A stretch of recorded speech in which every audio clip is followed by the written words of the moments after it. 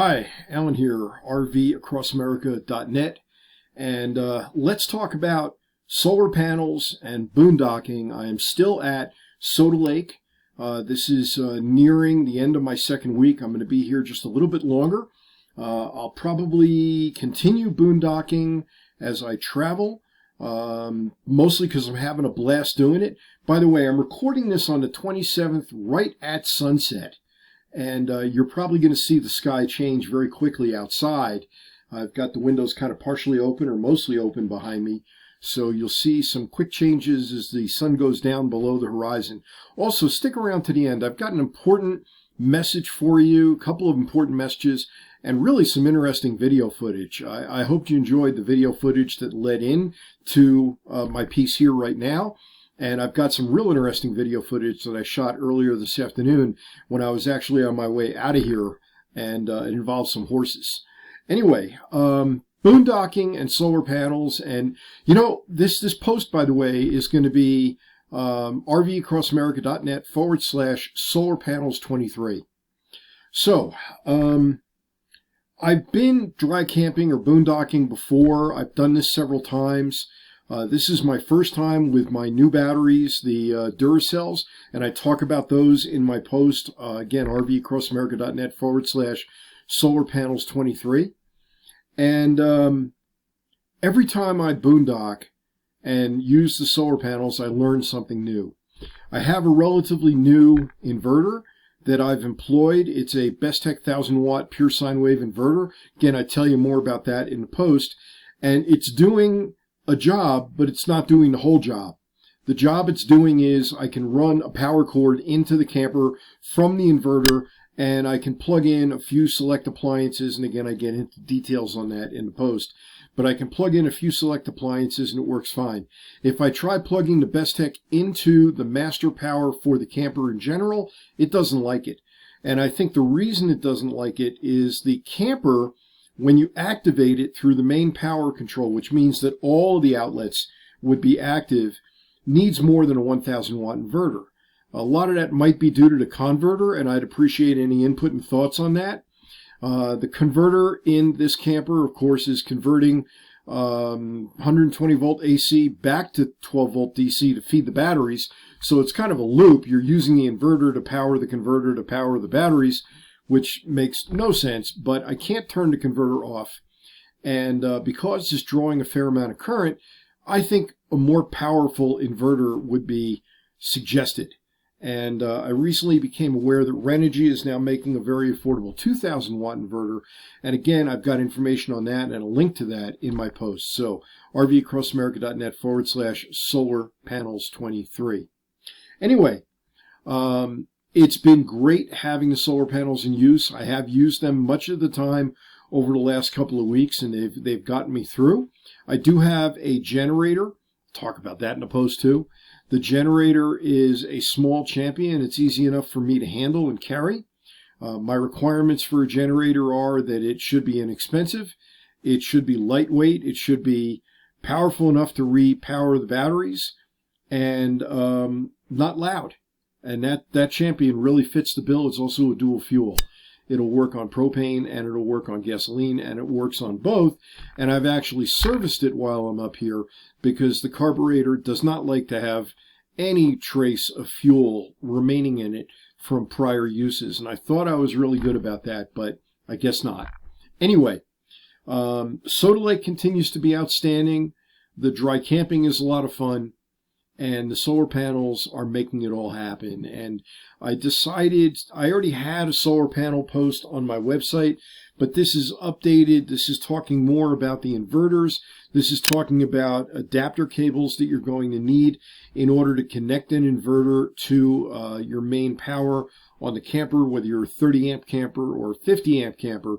And I get into very specific recommendations there as to what you need in order to do that effectively and safely. I mentioned at the beginning of the video that I had something important to share. You know, we live in a time, and I got to be careful what I say here, but we live in a time where what happened in the island, thousands of miles west of California, where hundreds or thousands of children have died, That I find very disturbing. And the more I learn about it, the more disturbing I find it, because it doesn't appear to be a natural event.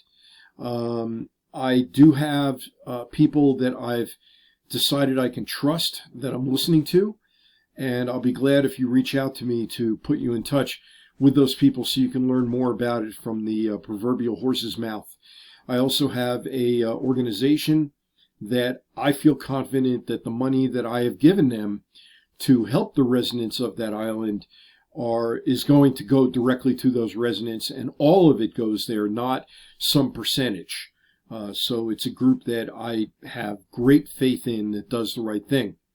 I'm also very concerned about the recent move towards people doing this and people doing this, if that motion seems to mean anything with what's being promoted through the media. All I can say is be very wary, and I don't plan to go along with it. Okay? That's it. You can do what you seem fit, and if you want to reach out to me and say, Alan, who are you listening to and what information are you getting that's giving you such a firm view on it, I'll be glad to share that information with you so that you can know what I know. Last piece, I'm going to outro to the horse video, and I think you'll have some fun with that. So Alan, RVcrossamerica.net, RVcrossamerica.net/solarpanels23. That's where you'll get the information. Hey, thanks for listening, and I'd love your feedback. I'd love a thumbs up if you're seeing this on YouTube, and leave me a comment on YouTube. I'd love to dialogue with you, and of course, my website, the post, will also have a comment section at the end of it, so you can do that. All right, Alan here. Take care. Have a great day, evening, morning, whenever you're seeing this. So I'm driving on the road on my way to visit some friends, leaving Soda Lake for the afternoon. This was on Sunday the 27th when I encountered this. By the way, my time with my friends this evening was amazing. They are hunters, and I had an opportunity to have some bear steak and some elk and some antelope. So it was wonderful. But before I could get there, I ran into these two boys. These are almost feral horses. They live up at Soda Lake along with about 10 others. The 10 others are off to the immediate left. They're watching this quote-unquote altercation take place. I'm trying to make friends with the horses and get them to cooperate, to move. I gave up on the one on the left, and I figured, well, I'll try the one on the right. He wasn't much more cooperative. In a moment, you're going to see a young lady come up. And by the way, you see me wearing some heavier clothing, a heavier shirt. This weather turned real quick. I mean, this morning was much like autumn. It was rainy, showery, cloudy, kind of dark. Temperatures around 60. Finally, cleared off, as you can see. This is mid-afternoon, but the temperatures are barely cracking over 70 degrees. So as I was getting ready to give up and maybe even end up in the scrub brush off to the right there to drive around, young lady showed up, and you'll see her in the video in a moment. And well, before that, you can see me inching towards the horses. I figured I could, well, originally I'm from the New York area. I figured I could nudge him out of the way. The one of them was looking right at me, and he's like, really?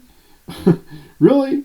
You're going to just come up on me and inch up to me, and you think I'm going to move? So he didn't. That didn't work. Obviously, you can see that I'm not that experienced with horses. And in a moment, you're going to see this young lady come into the picture. And she goes ballistic on them and gets a little bit of success, but not a whole lot. We'll see her in just a moment. And, this is like just a comedy of stupidity. Eventually what happens, you're going to see that the main pack, again, to the left of the camera's not focused on them, takes off. These guys are starting to move. I think that might have been when she got into the picture. No, she's there now. I think you'll see her in just a moment. I'm petting the thing. I mean, I'm figuring maybe I can make friends with it. But she didn't want to have any part of that. There she is. So she's trying to get them to cooperate. Neither of us get anywhere. But what changed it was the main pack on the left, maybe because of her body language and her positioning, decided to take off. And when the main pack took off, these two took off with them. And you're going to see that happen in just a moment. She was going to actually pull up side by side with me, and we were going to try and intimidate them that way. Now you see the main pack on the left taking off, and there go these two. And then they're in a trot, and it's almost like we're racing to go down the road together. You're going to see that happen in just a moment. This was just kind of surreal and almost comical. But hey, these are the things you run into when you're out at a really out of the way campground that's not maintained. The horses free range here, the cattle free range here. And so in addition to going around blind curves and worrying about seeing another driver come up on you in the opposite lane, hopefully opposite lane, you also have this. And this is the last one that finally cut off the road, and that was the end of it.